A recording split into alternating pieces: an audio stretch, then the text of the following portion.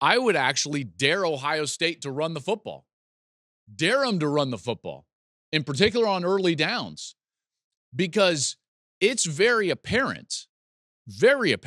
If you look at the season from Ohio State, they are best, they are most dangerous and lethal offensively when they're getting the ball to the wide receivers, and they're doing that early to open up the run game later.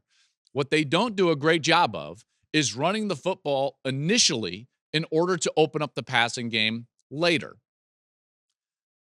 That's usually opposite.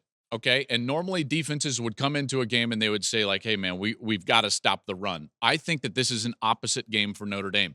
They've got to come into this game and they've got to think to themselves, if they're handing the football, if the Buckeyes are handing the football off on first down, on regular run plays, advantage Irish. So invite them to do so. What does the film suggest for Marcus Freeman and Notre Dame? It suggests that the one thing you cannot allow Ohio State to do is get the ball to Abuka, to Jeremiah Smith, to Carnell Tate, and then the backs out of the backfield. You can't allow them to throw the ball early in rhythm, because when they do that, it's a Tennessee game, it's an Oregon game. You don't want that type of track meet.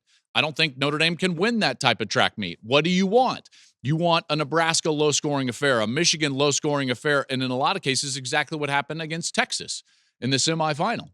In each one of those games, you could look at it and you could say, hey, Ohio State didn't run the football well. That's why they were in that game. Well, yes and no.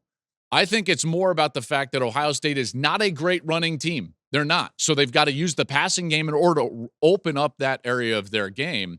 And when you can take away their passing game, now they've got some struggles. Now they've got some stress. And that's exactly what I think Notre Dame should do.